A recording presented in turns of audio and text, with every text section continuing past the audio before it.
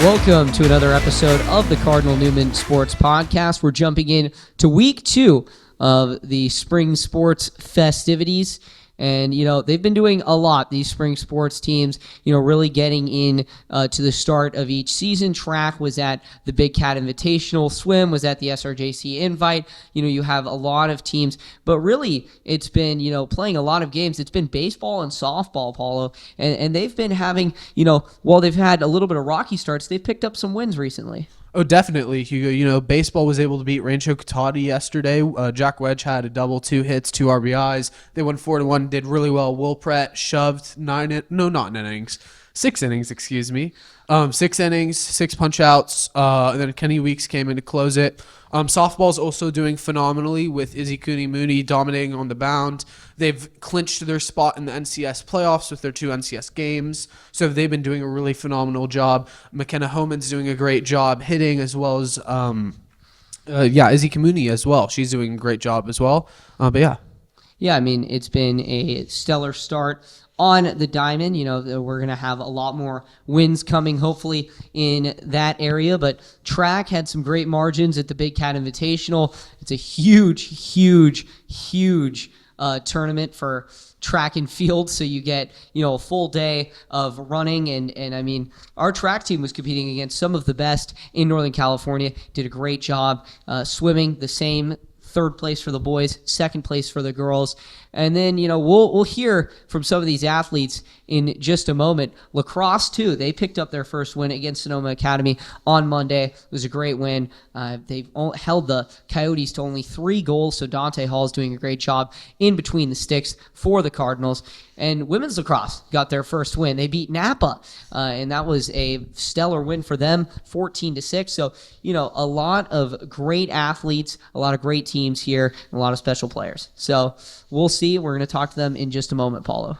Oh, for sure. Yeah, Hugo. Cardinal sports is thriving at the moment. Guys like Caden Stanley, Caden Owen even for the baseball team. He's a guy that's done really well. He's gotten on base and just doing a great job, as well as going to golf, being on the course, right? Chase Mendel is doing phenomenal. He's just a great golfer. I see him all the time out there. He's practicing every day, just doing a great job. Yeah, we'll have all of those and more, and you're going to have to stick around. Another special interview at the end featuring a very special alumni. So you're going to have to stick around, watch every interview, enjoy it. The Cardinal Newman Sports Podcast is back.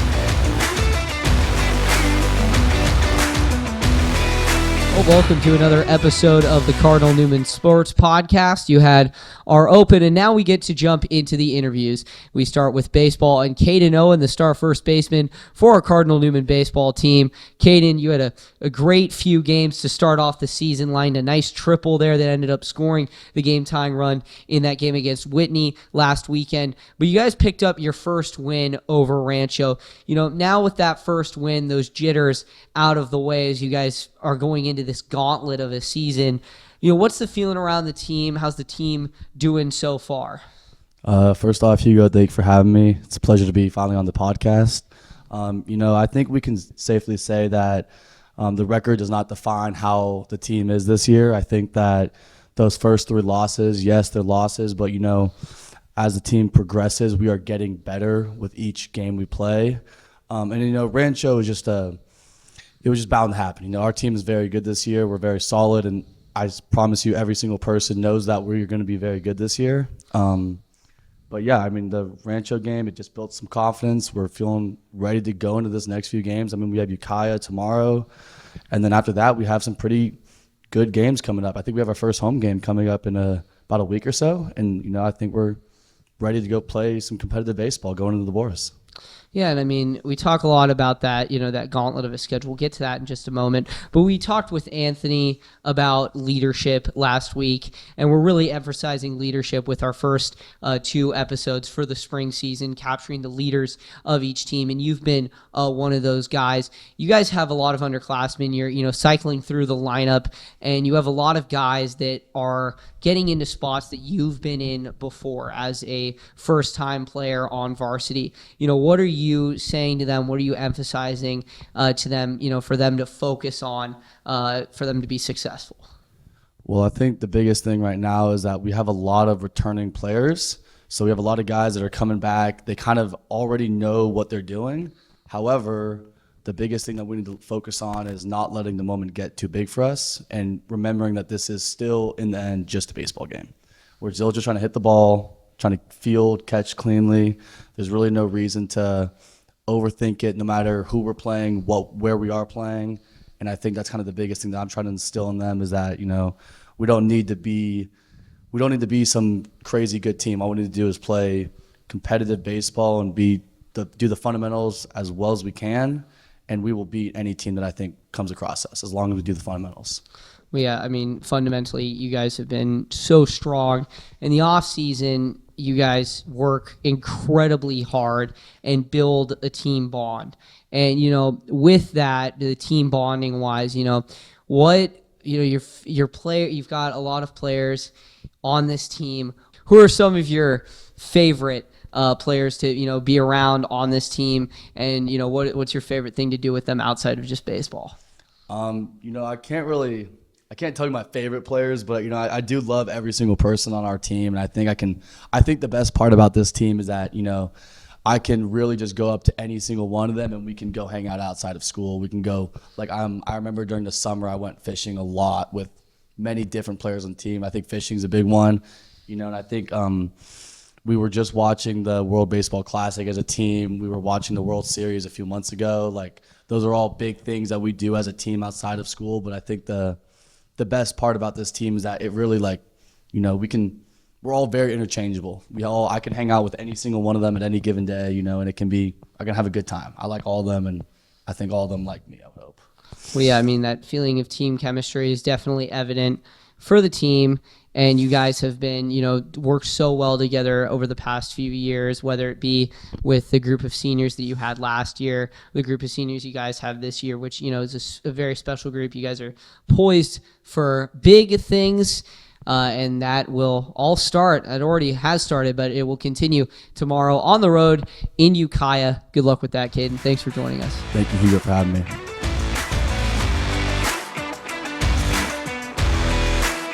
Welcome back to the Cardinal Newman podcast. I'm here with Chase Mandel. He's been a phenomenal golf player here. He's a senior on the varsity level. Well, Chase, you are definitely the definition of a student athlete. You're in the contention for valedictorian this year, as well as being a +3 handicap on the golf course. How are you able to balance your student life as well as your academic life? I think it's always a combination of academic first, right? Before I can go and have a fulfilled practice, it's always I got to get my schoolwork done first. Maximize my time, especially with so many rigorous classes. It's getting everything done with as much time remaining for golf as possible. So in advisory and all the leftover time in my classes, we're getting it done, so I can go after school and just be ready to compete on the golf course, ready to get the work in and be 100% there for practice every day. Obviously, you're a senior this year. You've been a real big leader for the last 3 years after transferring from Petaluma High School. How does it feel to mentor guys like Dylan Stefani, Teo Loyola, just all those young guys who really need some mentoring from a guy who's been there and done that for 4 years? How does it feel? It feels really good. I'm honored to do it, but I think it's for a lot of these guys, it's about controlling their mental aspect, controlling their composure, and learning to clean up the little mistakes. Because I think with a lot of the younger players, their game is a little bit too impulse controlled. Right, they're a little bit too much off of emotions and not enough off of strategy and mental preparation. So getting these guys to understand that this shot is not the last shot they're going to hit, and that they still have the opportunity to go out there and put out a good number and clean up everything that is easy to fix, like your sleep, your preparation, your eating. I think that all of that is what I'm bringing to this team, to these younger players. And obviously, you guys do play Maria Creo today, but also on Monday, you have the Silverado tournament. How are you going to prepare for that? Obviously, you have schoolwork. It starts on a Monday, but how are you going to train your body and kind of be mentally prepared for this big tournament in Silverado on Monday? Yeah, so Monday, Silverado, it's a hard golf course, right? It's the longest course that we'll play all year, also the hardest on the PGA Tour. It's the most difficult course to hit on fairways every year. So I think that going into this, I got to work on my driver a little bit this weekend, get that dialed in. But it's also, I'm going to go on Sunday. I'm going to go see my trainer. I'm going to get a little recovery done on my back, on my legs, get everything good to go, make sure I get a good night's sleep. And when we get there in the morning, it's going to be the same old routine that I do every time I go to a tournament, and it's going to be, focus on the routine, focus on making sure that my manageable mistakes are out of the way and that I don't hit a shot without 100% mental conviction every time. Thank you very much, Chase. We're going to be transitioning from the star on the court all the way to the star on the field, that being Caden Stanley, who's the star lacrosse player. This is Cardinal Newman Podcast. Well, we've heard from our star on the green in Chase Mandel. Now we head to our star on the lacrosse field. We welcome in Caden Stanley, Christopher Newport University commit. Caden, big start to the season. You guys had a new team, new coach, played some tough competition. How are you feeling about that start? And what's the atmosphere around the team like so far?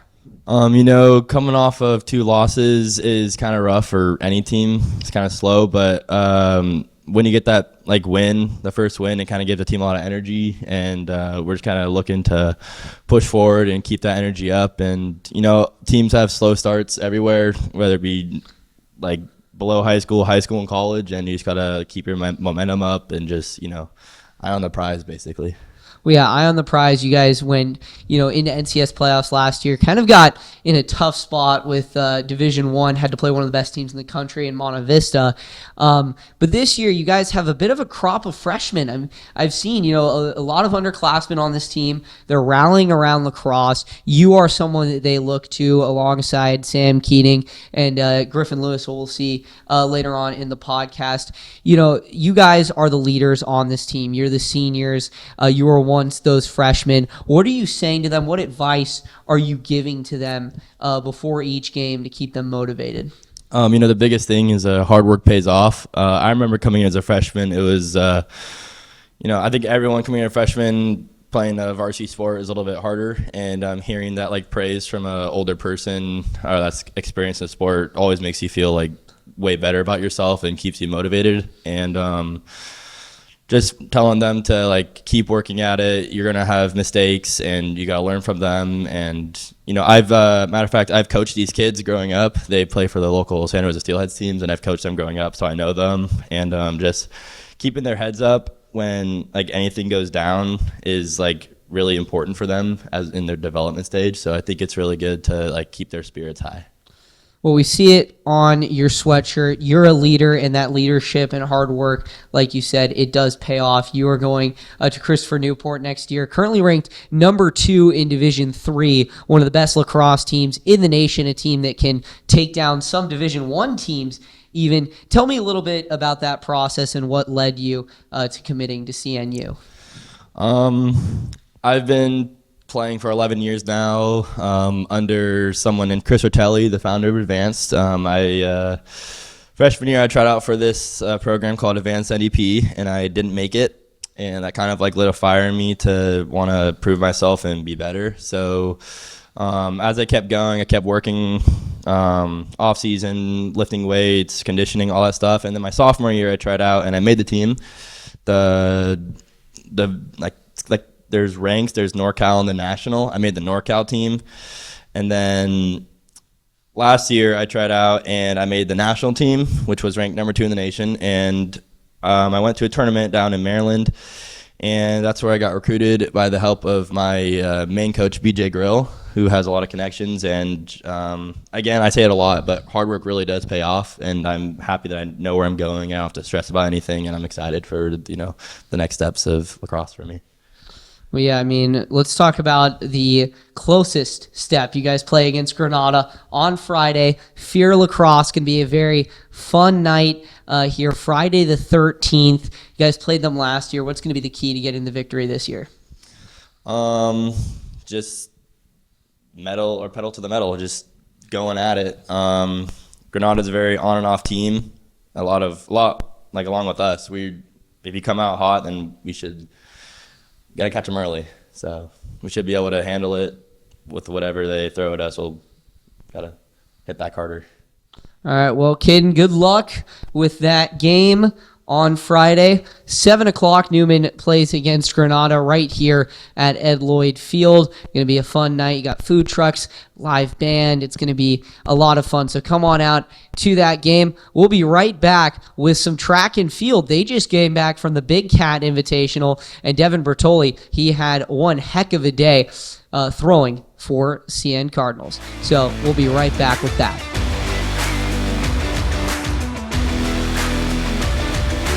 Welcome back to the Cardinal Moonrun Sports Podcast. I'm here with Devin Bertoli, shot put thrower.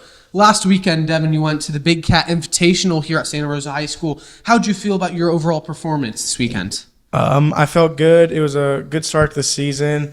Wasn't the number I had hoped for, but obviously I haven't been throwing as much as I should have in the off season with football and whatnot, and that's all right. It's the same thing that's happened in the last 3 years, and I just got to get back into it, and I'm happy with my performance right now. And obviously, as a leader, I'm assuming you mentor tons of people, obviously being on varsity for 4 years doing shot put and discus. Who are some of the guys that you mentor here? Obviously, you also have Dixon this weekend.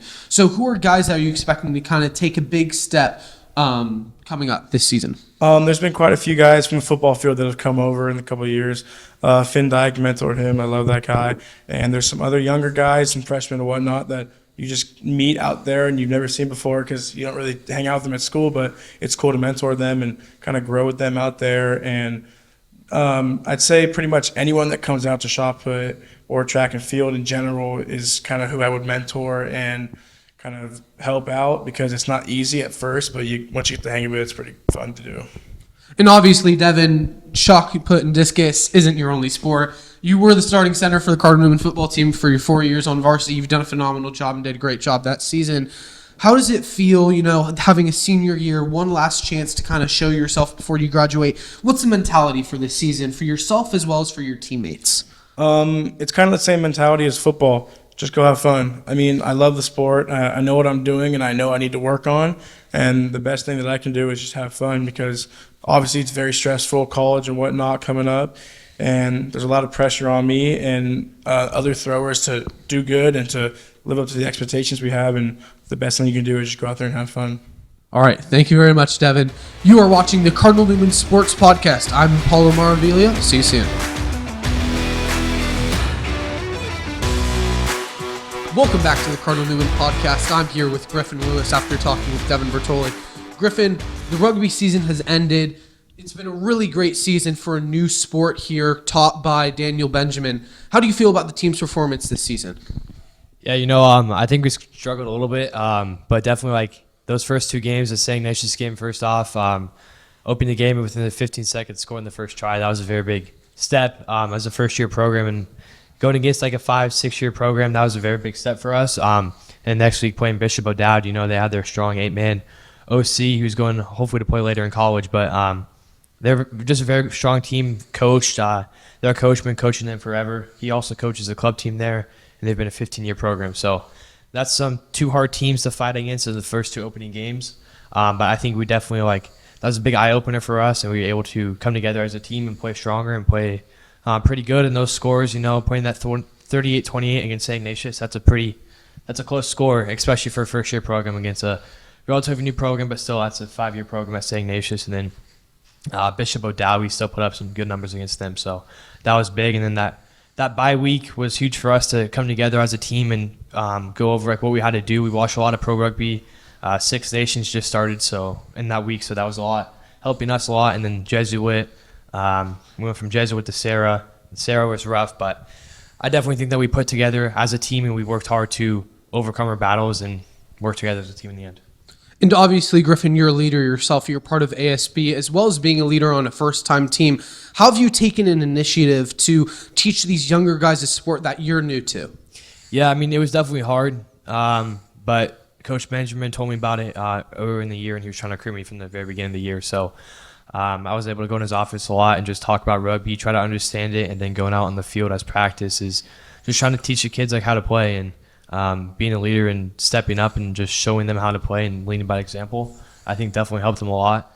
And just watching professional rugby, that's a very helpful thing in just teaching them how to watch rugby and really diving into it. Dino, the football coach here, and then he came and helped us for a little bit before he went overseas to play in Australia.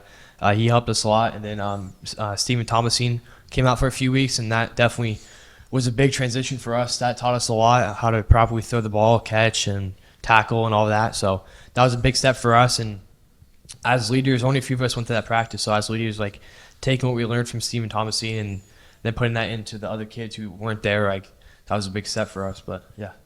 And obviously, moving from one physical sport to another, you're planning on playing lacrosse this year, varsity lacrosse. They actually have a pretty big game against Granada this week. How do you feel about just the transition between one sport that's completely new to you to a sport that you probably know the entire world about? How is that transition in being a multi-sport athlete? Yeah, it's a great transition. Rugby definitely helped with that because we only had 15 guys most games, so we had no subs. So the conditioning, that was helpful a lot, being able to go out there and not even break a sweat for a full practice.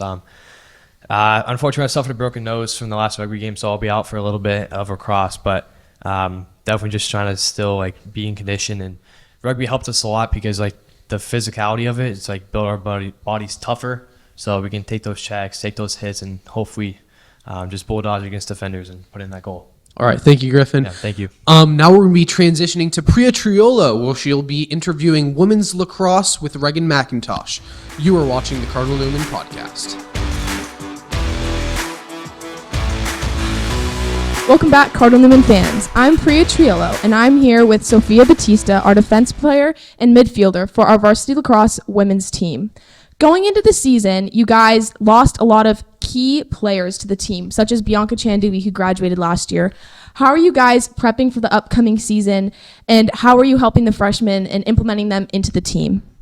I feel like basically it's all the kids who have already been playing lacrosse. Like no matter how many years they've been playing, we're all just really stepping up, like trying to fill some big shoes. We do still have our very key players. Like it's all just like a one team sport, and all the newbies and all the freshmen, they're doing really well. They're learning very quickly, and I feel like we've already gotten one win so far at the start of our VVL season. Awesome. You guys, we had a big game on Monday against Napa, our first league game. Take me through your thought process of that game. I know going into it, we had lots of thoughts about our defense. How do you think our team performed on that end?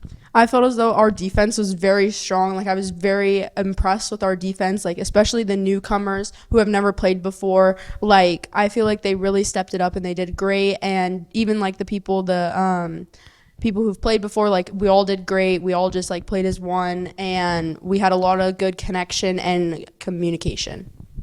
Awesome. Now looking into the forward of the season, coming off of that great win, how are we moving forward, knowing what works and knowing what doesn't? We're definitely going to be working on our clears a lot more, I feel like, and our defense. There are still some things we could work on, but overall we are doing great with our defense, and our attack and like offense is doing great as well. Like our middies are working hard, and then as well as our attackers, there are some new things that need to be learned, maybe like incorporating more plays, but as well, we're doing great. Awesome. Thank you so much. See you next time, Cardinal Newman fans. Hi, I'm Molly Friedman. I'm here with sophomore Adeline Brockett from beach volleyball.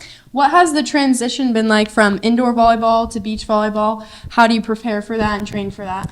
Yeah, it's a pretty big transition from indoor to beach, especially through Newman, because it's just such a different sport. Now you have two people on the court, so a lot more conditioning, a lot more hard work and cardio goes into it.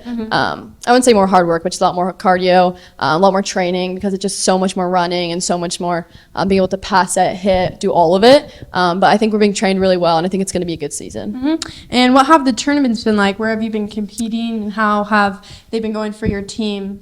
So I played my first tournament last week in Dublin against Emerald High School, and we went undefeated, so that was really exciting. And then I think, tomorrow I'm reffing, but there's a game against Ukiah at home, so that should be really good, and I think we're going to do really good in that too. And I heard you played with Gracie Acosta last weekend in San Diego, and I heard you got a win. How did that go? That went great. That was actually club volleyball, but it really prepares me for Newman Beach volleyball and just practicing and playing, getting outdoors. So awesome. Thank you.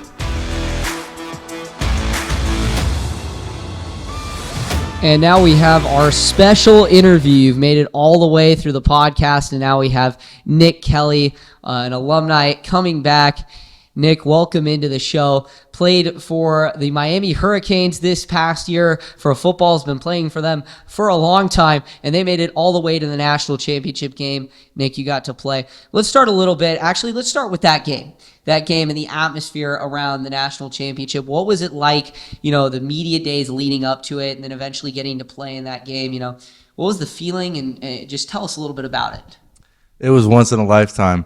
As soon as we made that playoff, we didn't want to look too far ahead, but just human nature tells you you're going to look far ahead. And we saw that national championship is at Hard Rock Stadium, our home stadium. So we thought, what a storybook ending this could be if we get there. We had a lot of business to take care of at first, which was Texas A&M, then Ohio State, which we were 10.5-point underdogs, managed to beat them on New Year's Eve, and then Ole Miss, but we made it all the way there. And the atmosphere was unlike anywhere I've ever been. Even the playoff games, they were, especially at Texas A&M, there was a bunch of fans, 100,000. You couldn't even hear the person next to you. Like, you couldn't even hear me right now if we were talking.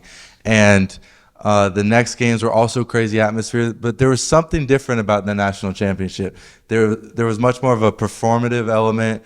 The digital media, there were cameras everywhere. Our entire stadium was so decked out. I've never seen it so decked out.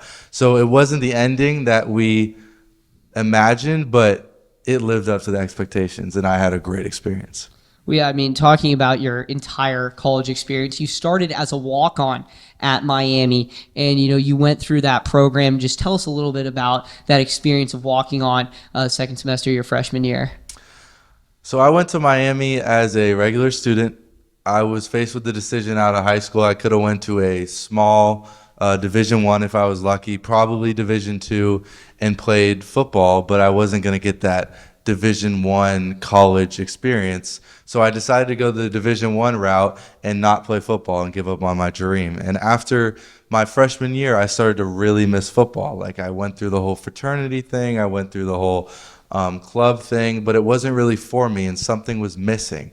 And I reached out to a recruiter, and he got back to me after a bunch of emails that I reached out to him. And he said we had a walk-on tryout. And this is just when Mario Cristobal got hired at University of Miami. So he implemented a different walk-on program than the prior coach. And I made the team. I was one of 4 people to make the team in 2022. And I was just saying earlier, it was a total culture shock.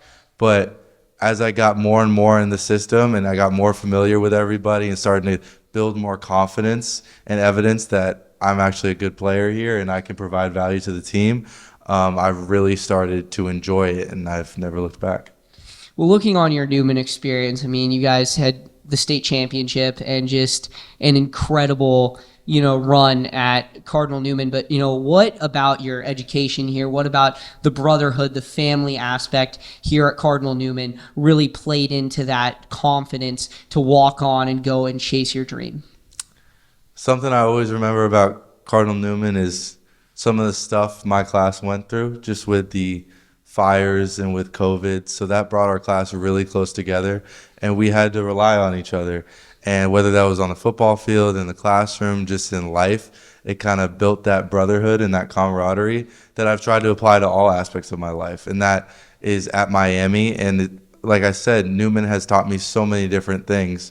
And just going through those things with people that were such support of me and that loved me so much, and I loved them and I loved spending time with them, it made me a better person. And I wouldn't trade that for the world. Yeah, and you guys, you talk about, that family, that brotherhood.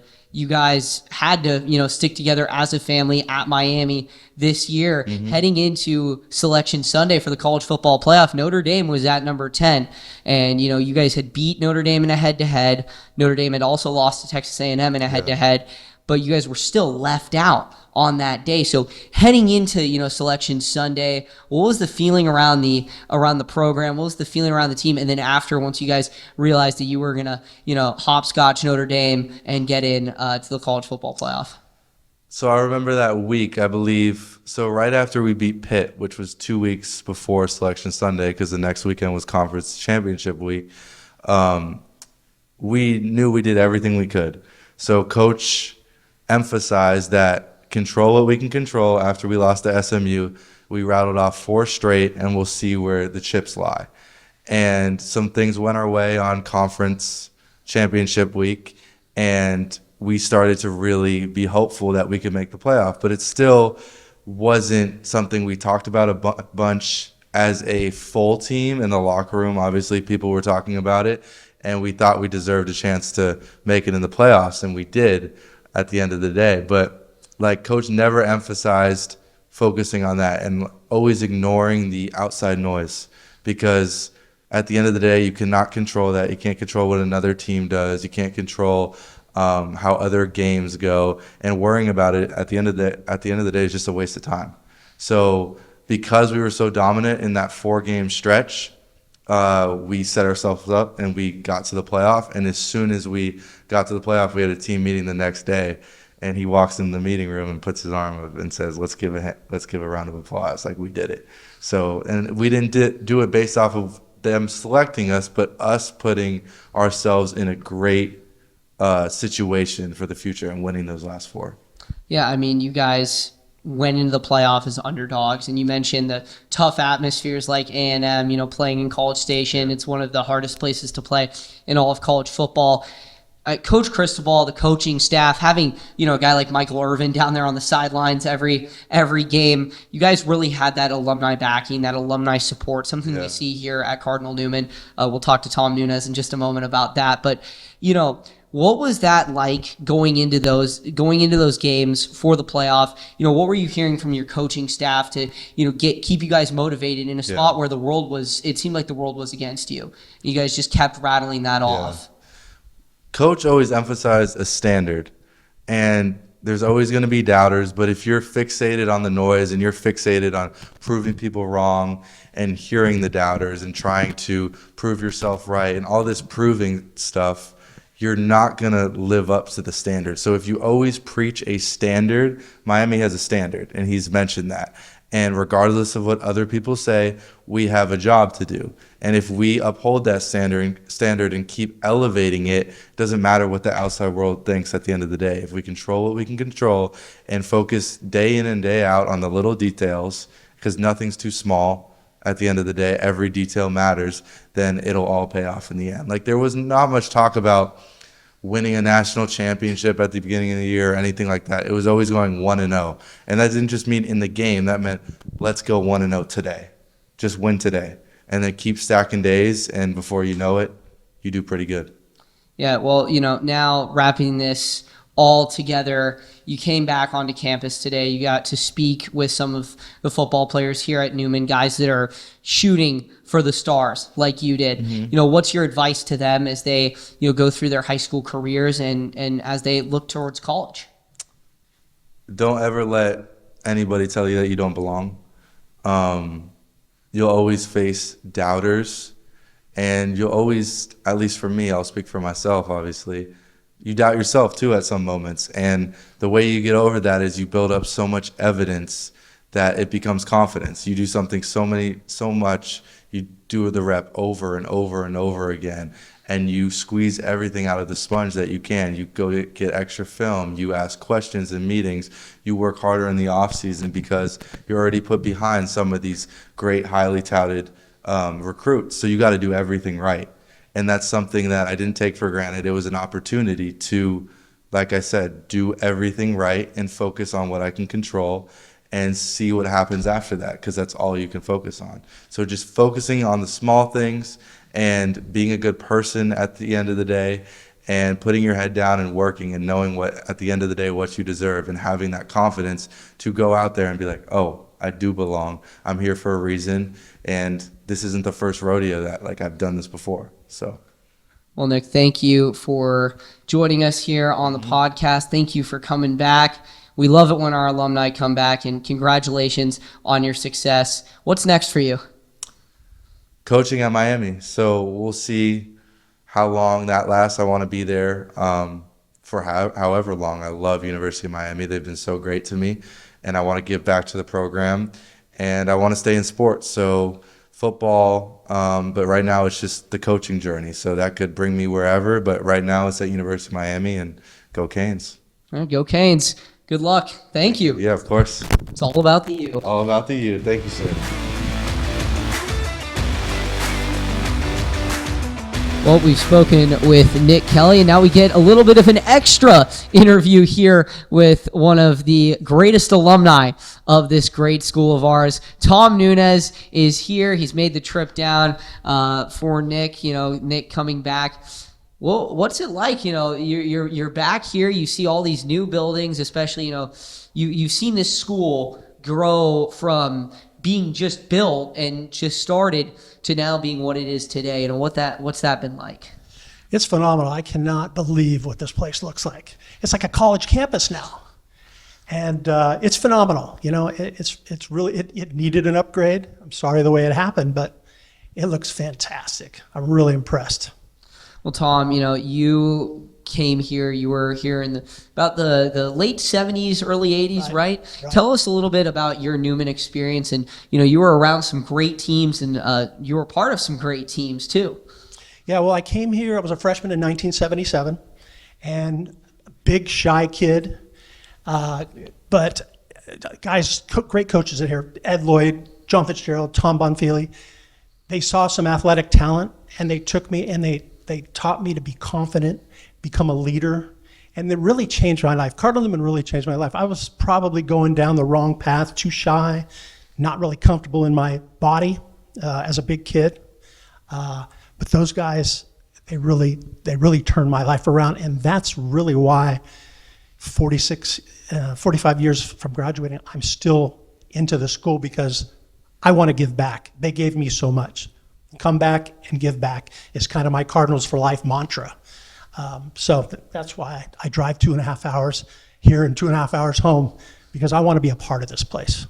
Well, I mean, you have been a part of it, and you mentioned Cardinals for Life and paying it back. I mean, you're so active with posting everything. What motivated you to start that? And then also, what's the biggest thing that you love to see when you're doing those posts and seeing just the weekly athletic results come in? Once my kids were raised, they were out of high school and moving on, I needed something to do, and I thought, I really want to get back in touch with Cardinal Newman, to give back. Such a great time here. And the best way I found is start to come back, meet some of the kids, meet their parents. And with my good buddy Wayne Ostrom, we started doing tailgate parties the year before the state championship. I want to say 2018 was, and we started doing tailgate parties before the games for the parents, teachers, students. Big barbecue.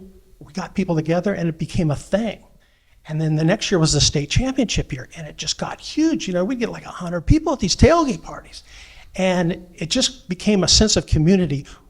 Wayne and I thought we were adding something special to the Cardinal Newman experience. And it just kind of grew from there, and every year I try to meet more kids and more parents.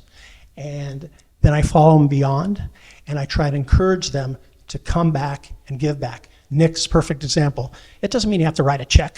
Come back and just share your experience, because the kids will grow from that.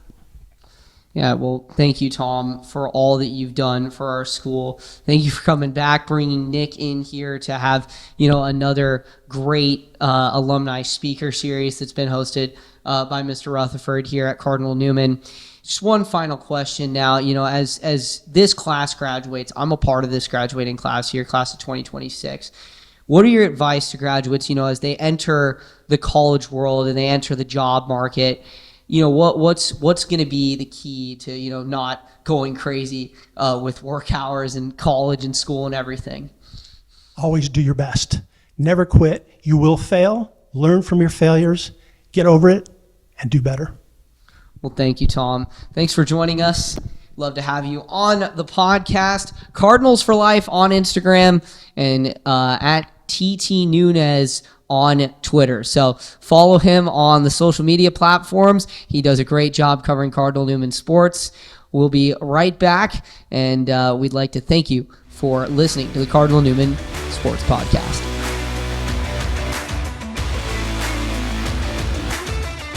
and our final interview today with Coach Frank McManus. Coach McManus, it's a special day here at Cardinal Newman High School. It's always a special day when the alumni come back. And normally you call that homecoming, but, today it's a bit of a different scenario. We have Tom Nunez back. We obviously had Nick Kelly.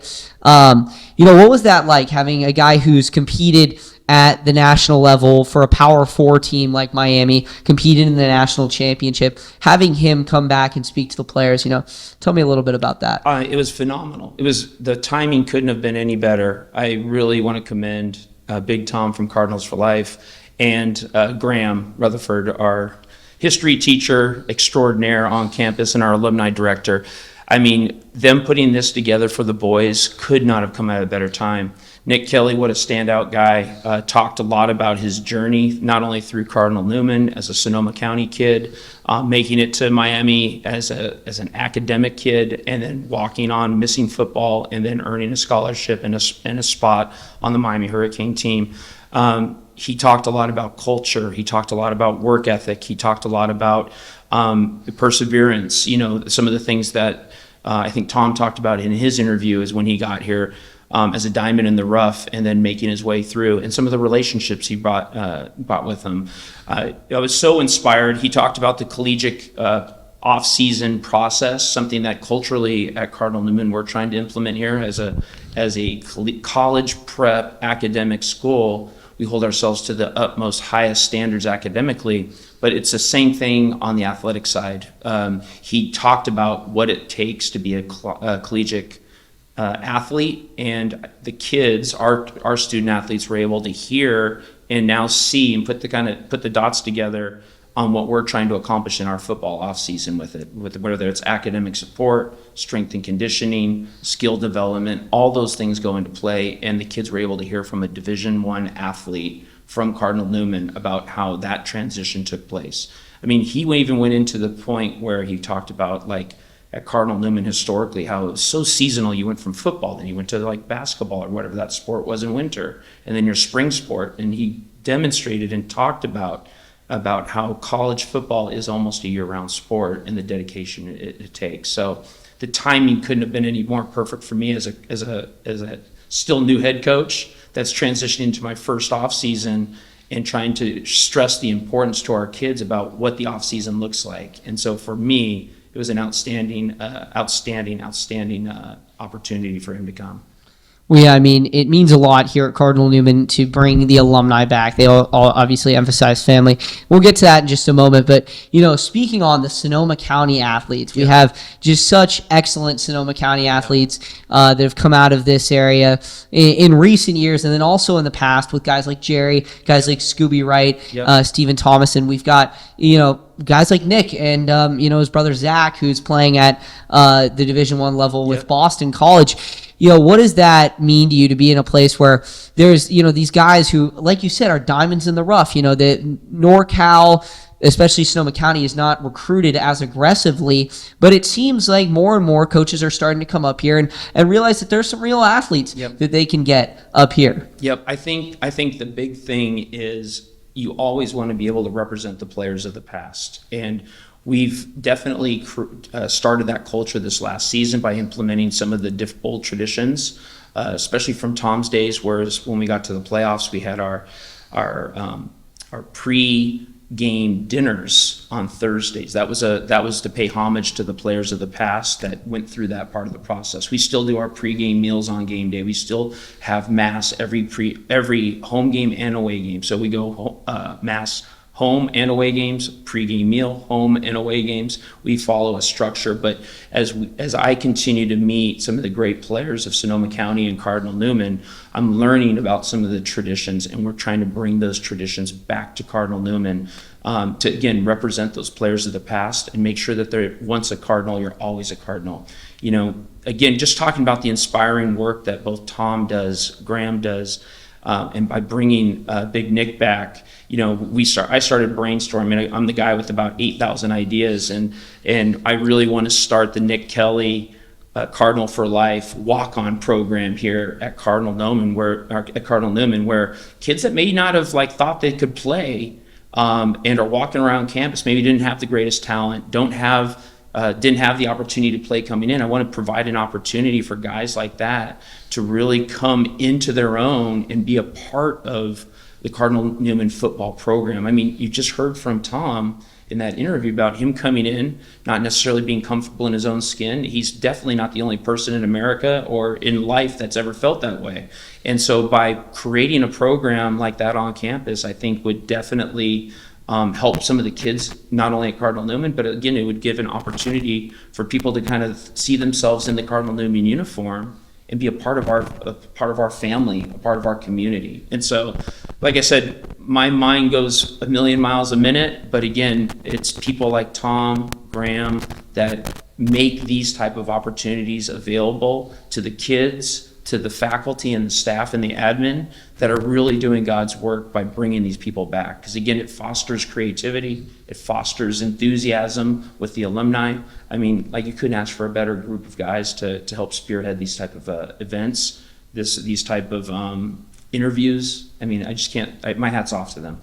Yeah, I mean, they do a great job. Bringing the alumni back is such a key part of Cardinal Newman. And you talk a lot about, how it's similar almost to a college, like Tom said. And Newman really is with the alumni network. A lot of colleges, you go there and they're shopping their alumni network. But the alumni network at Newman here is just as strong, and they do a great job at that. And the alumni speaker series has been such a huge part of, advisories and getting students, who necessarily, like you said, who necessarily might not be comfortable in their skin or might not have their path in life, finding them a path in life. But looking forward now, at your off season, you guys are doing a spectacular job getting the players, keeping them in condition. What's next for Cardinal Newman football? Yeah, I mean, obviously our schedule's been posted, so we have got a ton of interest from major colleges, whether it was Michigan, Utah, Cal, Stanford, you name it. We've got a lot of great interest in their recruiting period. Part of that was the success that we're trying to build on from last year. So we obviously didn't end the way we wanted, but the kids did a great job in such a short time transitioning. So with the recruiting cycle over for the time being, the boys now are back to work. And again, we are now starting our off-season conditioning program, our academic support, and our skill development piece through clubs and so forth.